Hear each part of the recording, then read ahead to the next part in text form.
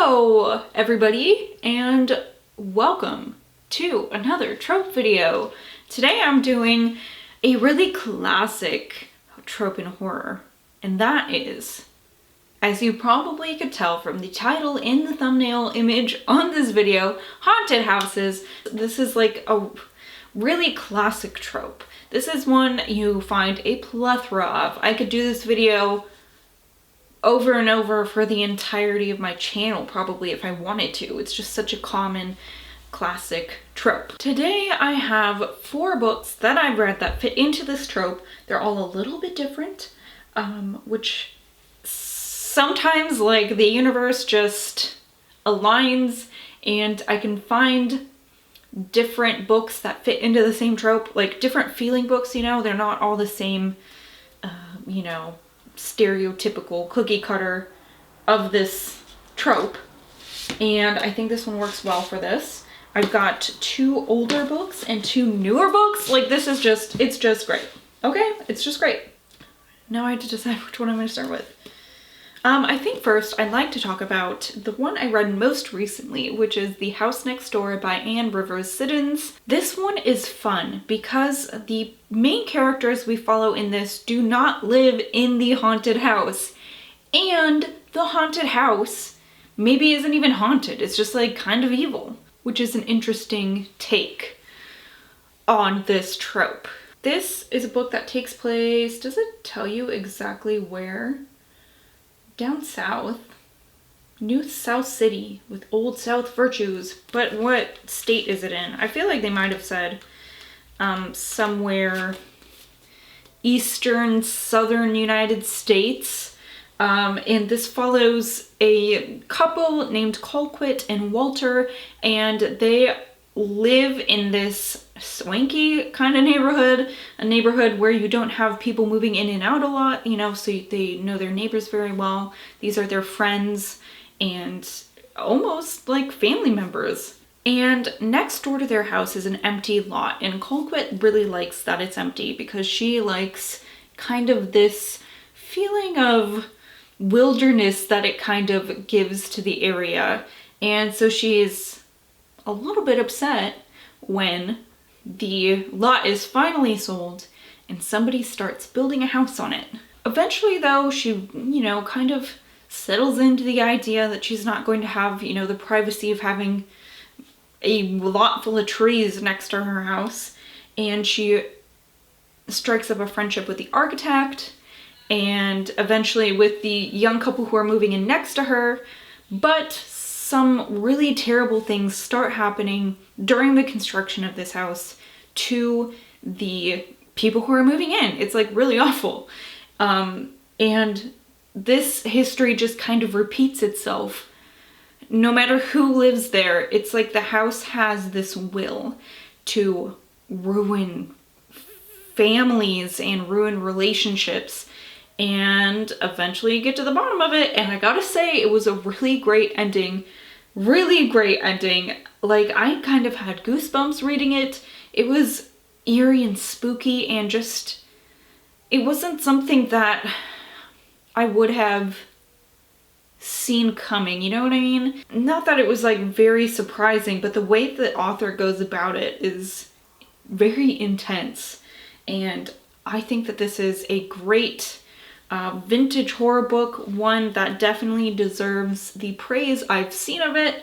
It was a really fun read. Next, I have Slate House by David Mitchell, and this is different a little bit because this house only appears to certain people, and it kind of sets up these situations where these people will visit this house.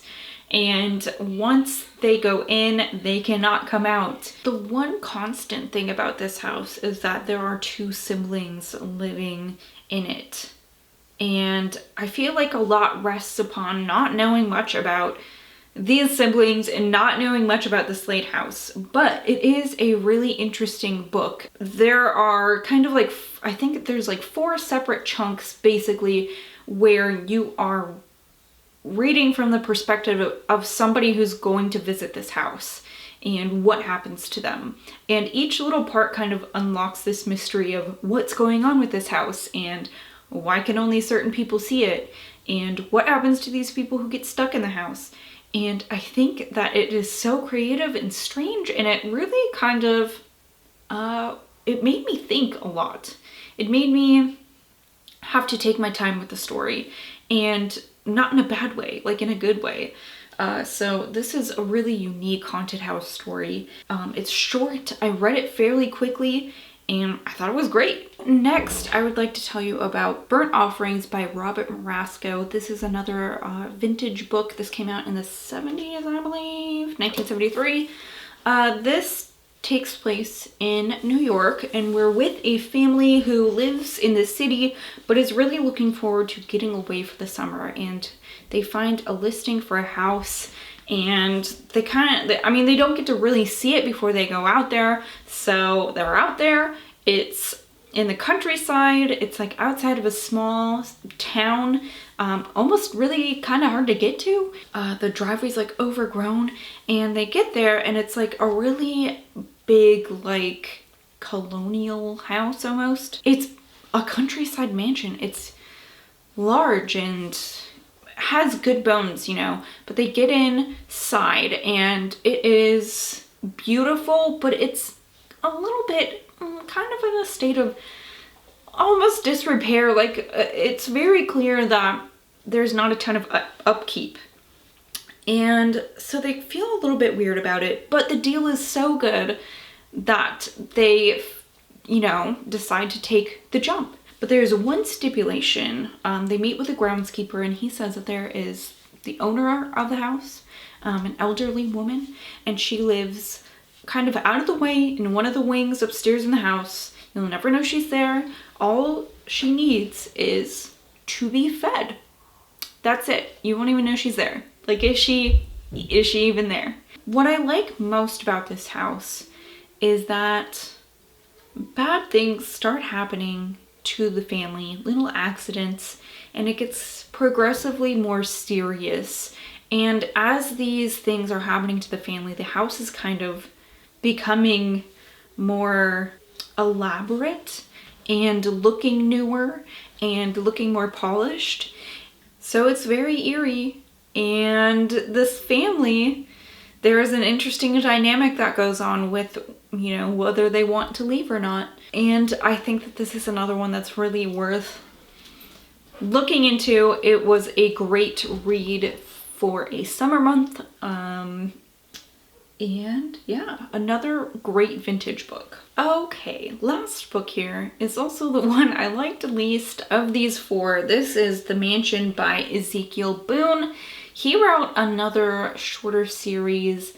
I know the first book is called The Hatching, but I have not read it. So I can't tell you whether or not, as a whole, I like this author's work, but I will tell you that this was not so good. I originally got this as an ARC copy and decided to buy a hardcover copy because even if I didn't like it, I guess, I just like, since I got a copy for free, I feel weird not going out and buying it. So in The Mansion, we follow a guy named Billy and his wife.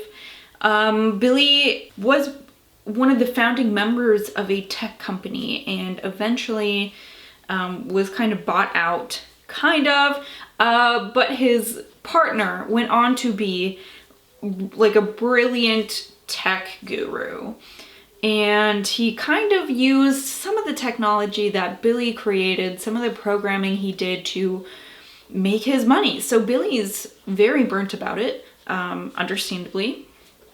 And he's down on his luck.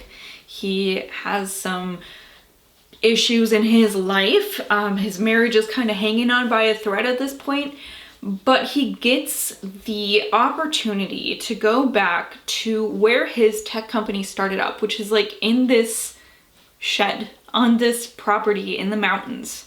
This gorgeous property. It has a giant mansion on it. However, the mansion, when he was there, was like dilapidated and I mean, it was basically in ruins, almost. But his ex-partner, Sean, says, I'm working on this property. I have installed like a smart house system in it, this AI technology called Nellie, and I'm having problems with Nellie, and I would like you to come work the bugs out of it, and you'll get to live there for free as you do it. And then also there's like a giant money bonus. So Billy is like really reluctant. He has a bad relationship with this dude, but he decides to go anyways. And Nellie is kind of creepy. Nellie is maybe like too smart for her own good, and that's where this book is. I mean, he's working on this system. Nellie is really nosy. She's a nosy Nettie. She's a nosy Nellie. I think that's all anyone would really need to know about this plot. I was really interested in this smart house dynamic and this AI figure that maybe wants to input herself into the lives of the occupants of the house like a little too much. You know, she just kind of wants to be too involved. And that was like an interesting part of it. But there are some other aspects about this property. It kind of has a bad history historically, and also with Billy and his partner Sean. They had originally had another partner who went missing on this property, and do we know what happened to him or not, kind of a thing. And really this felt like it was trying really hard to be kind of like The Shining, where is this house or this mansion, I guess, driving people crazy? There's like, I don't know, it's just, it was okay. It was not very great in my opinion. Never saying don't buy a book. I mean, I bought a copy of this book even though I didn't really like it, but it just felt so lackluster, and I was not impressed with any of the reveals. I was not impressed with this pseudo Shining thing going on.